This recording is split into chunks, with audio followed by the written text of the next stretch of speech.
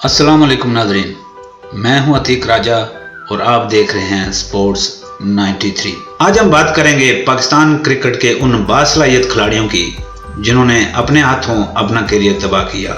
ये ज़रूरी नहीं है कि टैलेंट सिर्फ मौका ना मिलने और नज़रअंदाज किए जाने की वजह से ही ज़ाया हो जाए। कई बार टैलेंट खुद अपने हाथों भी तबाह होता है। ऐसी कई मिसालें मौजूद हैं कि खिलाड़ियों ने अपने करियर को मुश्किल में डालने का सामान खुद पैदा किया, हालांकि इनके बासलाहियत होने के बारे में किसी को शक व शुबा नहीं था। इस फहरिस्त में सबसे पहला नंबर है पाकिस्तान के टेस्ट क्रिकेटर सईद अहमद का। सईद अहमद को पाकिस्तान का पहला मुतनाज़ा टेस्ट क्रिकेटर कहा जा सकता है। सईद अहमद ने एक स्टाइलिश बैट्समैन से तबलीगी जमात के रुकन तक कई रूप बदले, लेकिन वो अपने खेल से कहीं ज्यादा डिसिप्लिन की खिलाफ वर्जी की वजह से याद रखे जाते हैं। सईद अहमद ने सन 1957 में वेस्ट इंडीज के खिलाफ टेस्ट सीरीज में अपने करियर की इब्तिदा की थी। ये सीरीज हनीफ मोहम्मद और सर गैरी सोबर्स की ट्रिपल सेंचुरियों की वजह से याद रखी जाती है, लेकिन सईद अहमद ने इस सीरीज को 1 सेंचुरी और 4 निसफ सेंचुरियों की मदद से बनाए गए 508 रन की वजह से यादगार बनाया था। सईद अहमद ने सबसे कम टेस्ट मैचों में 1000 रन मुकम्मल करने वाले पाकिस्तानी बैट्समैन होने का एजाज भी हासिल किया। ये वो दौर था जब सईद अहमद को हनीफ मोहम्मद के बाद सबसे काबिल एतमाद बैट्समैन करार दिया जा रहा था, लेकिन ऑफ द फील्ड सरगर्मियों, कप्तानों और क्रिकेट बोर्ड से मुतअद्दिद मौक़ों पर इख्तिलाफात ने इनके करियर को बुरी तरह मुतासर किया। सन 1964 के दौरा ऑस्ट्रेलिया और न्यूजीलैंड के मौका पर वो डिसिप्लिन की खिलाफ वर्जी के मुर्तकिब हुए। टीम के मैनेजर मियां मोहम्मद सईद ने इन्हें वतन वापस भेजने की पूरी तैयारी कर ली थी, लेकिन एक वजीर की मुदाखलत पर वो अपने इस फैसले पर अमल दरामद न कर सके। 1968 की सीरीज के दौरान उन्होंने हनीफ मोहम्मद के साथ मुबैना तौर पर तस्वीर खिंचवाने से इनकार कर दिया। ये मामला इस कदर बढ़ा कि इन्हें मीडिया को बाकायदा माफीनामा जारी करना पड़ा। सईद अहमद ने 3 टेस्ट मैचों में पाकिस्तान की कप्तानी भी की, लेकिन जब इन्हें हटाकर इंतखाब आलम को कप्तान मुकर्रर किया गया तो वो इस फैसले से इस कदर खफा हुए कि सिलेक्शन कमेटी से उलझ पड़े, जिसके सरबरा अब्दुल हफीज कारदार थे। इन पर फर्स्ट क्लास क्रिकेट खेलने की पाबंदी आयद कर दी गई, जो बाद में माफी मांगने पर उठा ली गई। 1971 के दौरान इंग्लैंड के मौका पर वो अचानक टीम को छोड़कर दूसरे शहर जा पहुंचे। इस वक्त वो पाकिस्तानी टीम के सबसे सीनियर मेंबर थे। सईद अहमद के करियर का इख्तिताम 1972 के दौरान ऑस्ट्रेलिया में इस वक्त हुआ जब टीम मैनेजमेंट ने इनसे ऊपर के नंबर पर बैटिंग के लिए कहा, लेकिन उन्होंने इनकार कर दिया और जवाब पेश किया कि वो कमर की तकलीफ में मुब्तला है। लेकिन बाद में इतलात आई कि वो मुबैना तौर पर नाइट क्लब में पाए गए थे, जिस पर टीम मैनेजमेंट ने इन्हें वतन वापस भेजने का फैसला किया। पाकिस्तान क्रिकेट बोर्ड के सदर अब्दुल हफीज कारदार भी इस वक्त ऑस्ट्रेलिया में ही थे। सईद अहमद ने यह फैसला कबूल करने से इनकार कर दिया। टीम इन्हें ऑस्ट्रेलिया छोड़कर न्यूजीलैंड रवाना हो गई और सईद अहमद इस वक्त के एक वफाकी वजीर से दोस्ती की वजह से पाकिस्तान पहुंच पाए। कहा जाता है कि इस दोस्ती की वजह से इन पर आयद पाबंदी भी उठा ली गई जो पाकिस्तान क्रिकेट बोर्ड ने लगाई थी। सबक कप्तान इंतखाब आलम का कहना है कि सईद अहमद एक मुश्किल शख्स थे जो बहुत जल्दी जज्बाती हो जाते थे और गुस्से में आ जाते थे। इस फहरिस्त में दूसरा नंबर है यूनुस अहमद का। यूनुस अहमद का करियर भी अपने बड़े भाई सईद अहमद की तरह मुतनाज़ा वाक़यात की वजह से मुतासर रहा। उन्होंने सन 1969 में अपने टेस्ट करियर का आगाज किया था, लेकिन 2 टेस्ट खेलने के बाद इंटरनेशनल क्रिकेट में उनकी वापसी सन 1987 के इंडियन दौरे में जावेद मियांदाद के कहने पर हुई। लेकिन इस दौरे के इख्तिताम पर यूनुस अहमद ने कप्तान इमरान खान पर संगीत नोयत के इल्जामात आयद कर दिए। यूनुस अहमद इस वाक़े के अलावा भी कई दीगर वाक़यात की वजह से मुतनाज़ा रहे। उन्होंने अपनी ही काउंटी वोस्टरशायर की शिकस्त पर 100 पाउंड की शर्त लगाई, जिस पर काउंटी ने बरतरफ कर दिया। उन्होंने इस फैसले के खिलाफ अपील की, लेकिन फैसला इनके खिलाफ हुआ। यूनुस अहमद इस वक्त मुश्किल में गिरफ्तार हुए जब इन पर मुबैना तौर पर बोगस क्रेडिट कार्ड के जरिए होटल के बिल की अदायगी का इल्जाम सामने आया, जिस पर कार्डिफ की अदालत ने इन पर 750 पाउंड का जुर्माना आयद कर दिया। इस फहरिस्त में तीसरा नंबर पाकिस्तान के दाएं हाथ के बल्लेबाज कासिम उमर का है। कासिम उमर एक नाडार बैट्समैन के तौर पर इंटरनेशनल क्रिकेट में आए थे, जिसका सबूत उन्होंने सन 1984 में ऑस्ट्रेलिया के खिलाफ एडिलेड टेस्ट में सेंचुरी बनाकर दिया। उन्होंने इंडिया और श्रीलंका के खिलाफ टेस्ट मैचों में 2 डबल सेंचुरियां भी बनाई, लेकिन उन्होंने अपने इंटरव्यू से सबको चौंका दिया, जिसमें उन्होंने न सिर्फ खुद जानबूझकर विकेट गंवाने का इंकशाफ किया, बल्कि कई दूसरे क्रिकेटर्स के बारे में भी इल्जामात आयद किए کہ وہ نہ صرف میچ فکسنگ میں مبینہ طور پر ملوث ہیں بلکہ اپنے کرکٹ بیگ اور بیٹنگ گلوز میں منشیات سمگل بھی کرتے ہیں۔ پاکستان کرکٹ بورڈ نے قاسم عمر پر 7 سال کی پابندی عائد کر دی تھی، جس پر قاسم عمر کا کہنا تھا کہ بورڈ نے یہ قدم کپتان عمران خان کو خوش کرنے کے لیے اٹھایا ہے اور ان کا موقف سننے کی زحمت ہی نہیں کی گئی۔ یہ پابندی 3 سال کی تاخیر سے 1995 میں اٹھا لی گئی۔ اس فہرست میں اگلا نمبر ریورس سوئنگ کے بانی سرفراز نواز کا ہے۔ سرفراز نواز سوئنگ بولنگ کے فن کے گرو تھے۔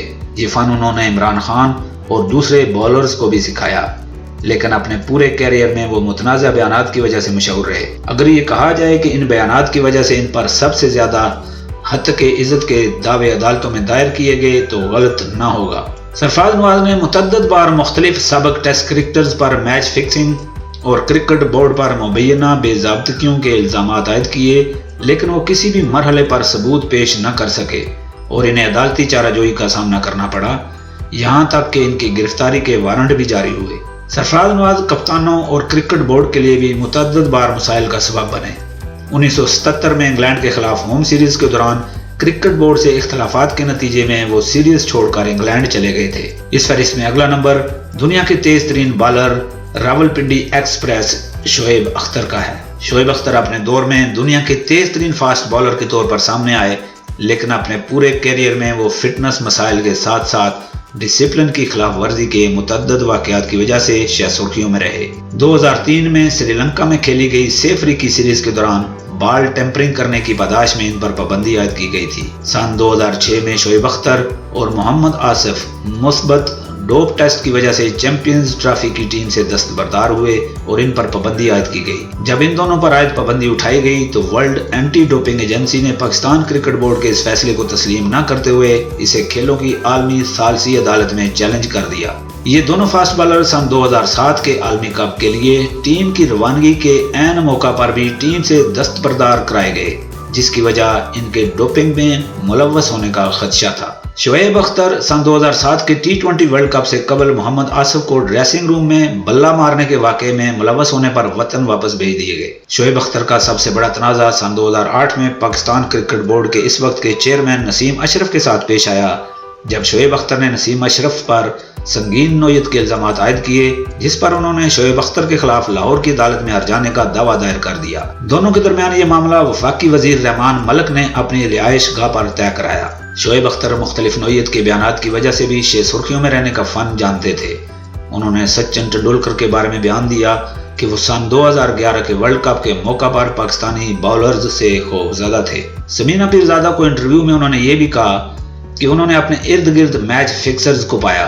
ان کے ارد گرد 22 کھلاڑی تھے، 11 حریف ٹیم کے اور 10 ان کی اپنی ٹیم کے، لیکن معلوم نہیں تھا کہ ان میں کون میچ فکسر ہے۔ انہوں نے انڈین کمنٹیٹر ہرشا بوگلے کو دیے گئے انٹرویو میں کہا کہ جب وہ کھیل رہے تھے تو انہیں معلوم نہیں تھا کہ وہ کن کے ساتھ بھاگ رہے ہیں، کون پاکستان کے لیے کھیل رہا ہے اور کون نہیں کھیل رہا ہے۔ گزشتہ سال ورلڈ کپ کے موقع پر ان کے افغانستان کے کرکٹرز کے بارے میں بیانات کا بہت چرچا رہا کہ اگر ان کرکٹرز کے اصل شناختی کارڈ دیکھے جائیں تو ان کی جائے پیدائش پشاور پتہ چلے گی، کیونکہ یہ لوگ پناہ گزین کیمپوں میں تھے۔ اس فہرست میں اگلا نمبر پاکستان کے میجیکل فاسٹ بالر محمد آصف کا ہے۔ ایک بہترین سوئنگ بالر کے طور پر پہچانے جانے والے محمد آصف سپاٹ فکسنگ میں ملوث ہو کر تاریک راہوں میں گم ہو گئے۔ سپاٹ فکسنگ میں ملوث ہونے سے پہلے بھی محمد آصف متعدد تنازعات میں ملوث پائے گئے۔ سن 2006 میں پاکستان کرکٹ بورڈ نے ان پر ممنوعہ قوت بخش دوا کے استعمال پر 1 سال کی پابندی عائد کر دی۔ سن 2007 کے عالمی کپ کے لیے ٹیم کی روانگی سے قبل انہیں ساتھی فاسٹ بالر شعیب اختر کے ساتھ ٹیم سے ڈراپ کر دیا گیا، اگرچہ اس کی وجہ ان کی فٹنس بتائی گئی، لیکن بتایا جاتا ہے کہ اصل سبب یہ خدشہ تھا کہ ورلڈ کپ کے دوران ان کا ڈوپ ٹیسٹ مثبت آ سکتا ہے۔ جون 2008 میں محمد آصف کو IPL میں شرکت کے بعد انڈیا سے آتے ہوئے دبئی ایئرپورٹ پر بٹوے سے مبینہ طور پر افیون برآمد ہونے پر حراست میں لے لیا گیا۔ ان پر مستقبل میں متحدہ عرب امارات میں داخلے پر پابندی عائد کر دی گئی۔ اس دوران IPL میں کھیلتے ہوئے مثبت ڈوپ ٹیسٹ آنے کی وجہ سے انہیں 1 سال کی پابندی کا سامنا کرنا پڑا۔ محمد آصف کو اداکارہ وینا ملک کی جانب سے بھی عدالتی چارہ جوئی کا سامنا رہا۔ اس فہرست میں اگلا نمبر عمر اکمل کا ہے۔ عمر اکمل نے جب بین الاقوامی کرکٹ شروع کی تھی तो मुबस्सरीन और माहिरीन ने इन्हें इंतहाई बासलाहियत बैट्समैन करार दिया था। लेकिन बैटिंग की कारकर्दगी से ज्यादा तनाजात की फहरिस्त इनकी फाइल को भरती चली गई। इस फाइल में ट्रैफिक वार्डन से झगड़े का जिक्र भी है और डांस पार्टी के दौरान हिरासत में लिया जाना भी शामिल है। थिएटर की इंतजामिया से तल्ख कलामी भी है और अपनी फिटनेस के मामले में अदम दिलचस्पी भी, जिसकी वजह से इन्हें इंग्लैंड से वतन वापस भेज दिया गया था। उमर अकमल के बारे में ब्रेंडन मैककलम और वकार यूनुस की मनफी रिपोर्ट्स भी रिकॉर्ड का हिस्सा बन चुकी हैं और ताज़ा तरीन वाकया मशकूक अफराद से राब्ते और इनकी पेशकशों से पाकिस्तान क्रिकेट बोर्ड को लाइलम रखना शामिल है। नादरीन, ये थे पाकिस्तान के वो मुतनाज़ा क्रिकेटर जिन्होंने अपने हाथों ही अपना करियर तबाह किया। ये थी आज की वीडियो। खुश रहें, हंसते रहें, मुस्कुराते रहें, अपना और अपने आसपास वालों का बहुत सा ख्याल रखें। मिलते हैं किसी अगली वीडियो में, तब तक के लिए अल्लाह निगहबान।